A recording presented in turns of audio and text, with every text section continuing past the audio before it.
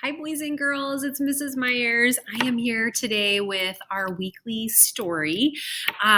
This week we are going to be reading Honey, Honey Lion by Jan Brett. And this is a story from Africa. Now, before I start reading, I really want to focus this week on retelling. Retelling, boys and girls, is when you retell a story again after it's been read. And what we want to focus on is we want to make sure that we think about the characters in the story.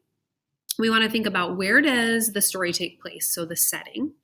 And we want to think about, is there a problem in the story? And was the problem solved by the end of the story?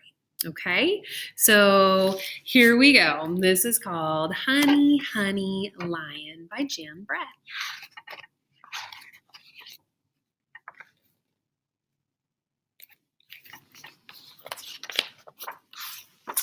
In Africa, the honey guide and the honey badger are partners when it comes to honey. The little bird follows a bee to its hive, and then she leads the honey badger there to break it open with its big, strong claws. Together, they share the sweetness, and that is the way it has always been.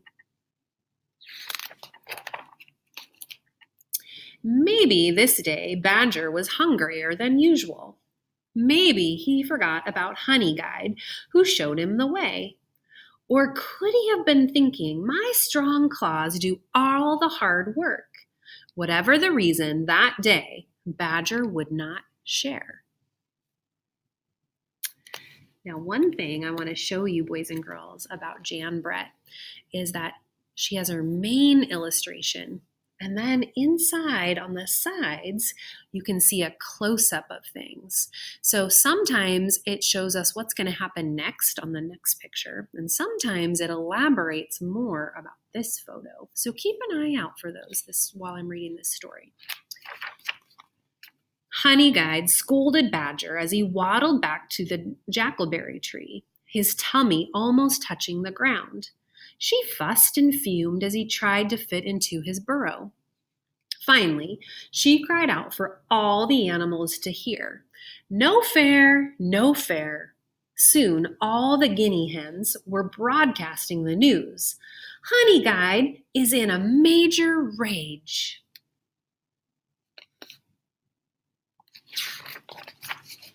But Badger didn't hear. He was sound asleep, smiling, snoring and hiccuping from his big meal. Grumph! Badger roared out the loudest hiccup of all, and its deep, low rumble gave Honey Guide an idea.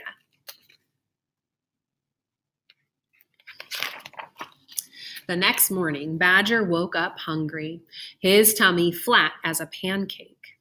That's when Honey Guide flew by, heading for the great gray baobab. "Honey, honey, honey," she cried, grinning. The little bird zigzagged over its large roots. Pitter-patter. Badger ran after her. Pitter-patter. Honey Guide flew low across the water hole. Splish, splash. Badger paddled after her. Splish, splash. Honey Guide glided to the top of a termite mound and bounced on one foot. Sprung!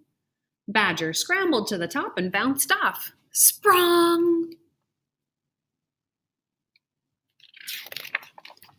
Honey Guide landed on a hollow log. It echoed as she stomped along. Boom, boom. Badger hurried to catch up. Boom, boom. Next, Honey Guide flitted through a stand of papyrus. Tall, dry reeds waved back and forth. Clickety-click. Badger traipsed along, muttering, "Where is that honey?" The papyrus rattled as he went by. Clickety-click. Honey Guide led him through a field of golden bristled grass. Swish, swish. Badger huffed and puffed, but the thought of the delicious meal waiting for him kept him going. Swish, swish. By now, Badger was tired and wet, itchy and sore. But he didn't slow down because Honeyguide was just ahead of him. She flashed her wings, fanned her tail, and dove under a tree. Badger charged in after her, singing triumphantly, "Honey, honey, lion! Lion, lion, lion!" Badger turned on his tail and ran. Swish, swish through the grass. Clickety-click into the papyrus. Boom, boom over the hollow log. Sprung over the termite mound. Splish, splash across the water hole. Pitter, patter over the roots. Badger dashed into his burrow. Honeyguide cheered. In a flash, Badger was as far from the entrance as he could be. Right behind him was Lion's huge paw, batting the air, but he could not reach him. And that's the closest any animal could be to an angry lion and live to tell the tale. That evening, Mongoose squeaked to Elephant, who trumpeted to Hippo, who bellowed to Warthog, who squealed to Bishop Bird, who piped to Hyena, who whooped to Zebra, who snorted to Giraffe, who was overheard by Guinea Hen, who bugled it far and wide. It was the Bush Telegraph, and it said, "If Honeyguide leads you to a beehive, be sure and reward her, or next time she will lead you to a lion." All right, let's do a quick check-in, boys and girls. What do you think? If we're going to retell this story, who do you think the two main characters were? I bet you know. Okay, where do you think this story took place? What was the setting of this story? There was a problem in this book. Think about what that problem was. How was that problem solved? Until next time, boys and girls, see you later.